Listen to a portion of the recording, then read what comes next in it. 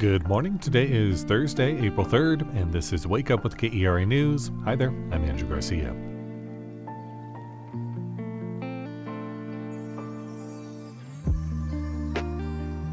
Thunderstorms across the Metroplex are expected to continue off and on throughout the day.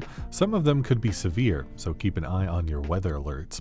Temperatures will be in the upper 70s. Dallas Mayor Eric Johnson's national political group raised more than $500,000, but very little of it went to actual candidates. We'll hear where that money might be going after today's news. Tarrant County commissioners want to establish a process for compassionate release of jail inmates, including those with severe medical needs. It wouldn't allow release of those in jail with serious offenses like murder, sexual, or aggravated assault. As it stands, there aren't many cases where compassionate release would apply, but commissioners want to work on simplifying the process while keeping inmates guarded. County staff will bring up the suggestion to the administrative judges panel that will ultimately decide if a compassionate release policy should be made.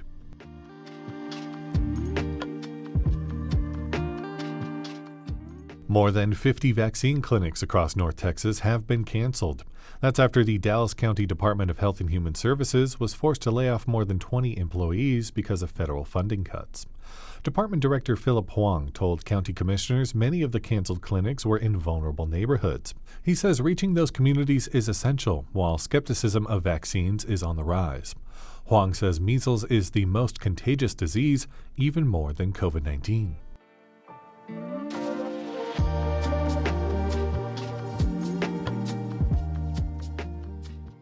Since 2023, Dallas Mayor Eric Johnson's political group has aimed to help conservatives win nationwide, but it hasn't spent much directly on campaigns or committees.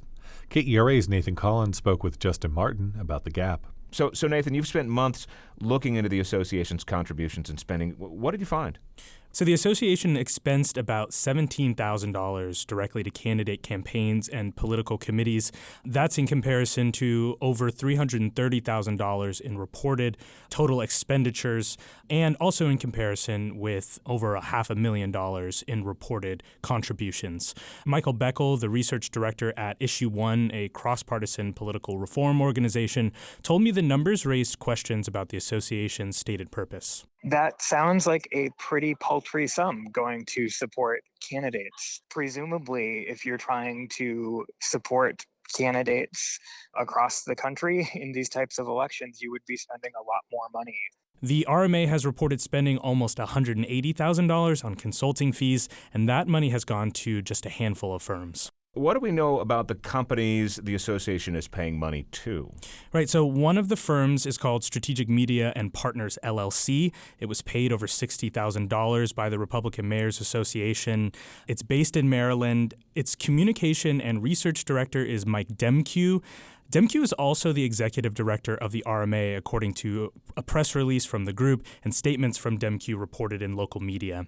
Another company is called Adept Strategies, LLC, and it was paid over $14,000 by the RMA. The company is registered in Arlington to Mary Albana. Albana was named to the RMA's advisory board last year. Her name appeared on the website for some time, but no longer does. Albana was Mayor Johnson's legislative intern, campaign manager, and former Dallas City Hall chief of staff. Johnson also reportedly paid Adept over $110,000 out of his campaign fund. And that company also received thousands more in 2024 from Johnson's City Hall accounts. KERA reached out to RMA leadership, Demkew, Albana, and Johnson, both at City Hall and the law firm where he works, for comment about these relationships, but we didn't hear back. So you've talked to experts in the campaign finance field. What do they make of all of this? This group files as what's called a 527 political organization. Experts tell me that means they're really only reporting to the IRS, so not reporting to the feds or state ethics regulators. Reports basically stop at who's giving money and who's getting paid. I spoke with Brett Capel, an attorney at a DC-based firm focused on advising nonprofit groups. Capel told me that in certain situations, groups like the RMA may have to file more detailed reports. Those are called Form 990. Any organization that files a Form 990 is also subject to IRS requirements about what are called beneficial transactions, which is basically insider deals. Most experts agreed, short of a consultant telling you exactly where the money is going, trying to track it is basically a closed door. So I'm curious, what was behind Johnson's decision to start this association in the first place? So Mayor Johnson served in the Texas legislature as a Democrat for years. He won re-election for a second mayoral term in 2023 and then announced his switch to the Republican Party. And then shortly after that, he announced the creation of the Republican Mayors Association. Johnson is the chairman of the group, and its advisory board consists of current and former mayors from across the country and high-ranking state Republican Party officials. The association often backs candidates with press releases and social media posts and touts their victories when they happen, but the money hasn't exactly been flowing to candidates. That was KERA's Nathan Collins talking to host Justin Martin.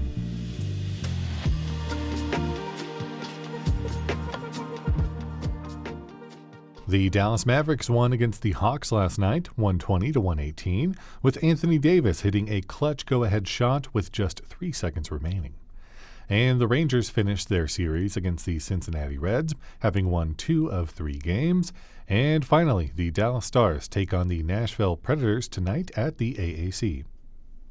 The Fort Worth Food and Wine Festival kicks off today with tacos and tequila night.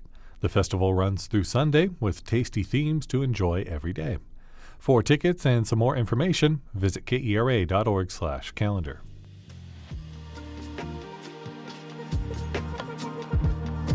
Thanks so much for listening to Wake Up with KERA News. I'm your host, Andrew Garcia. This show is produced and edited by Shardae White and Bekah Morr. For more news in your inbox, visit KERA.org/wakeup. That's where you can subscribe to the Wake Up with KERA News newsletter and get good morning vibes from our colleague Catherine Hobbs. Connect with us on Facebook, Instagram, and TikTok at KERATX. Take good care, and we'll see you tomorrow.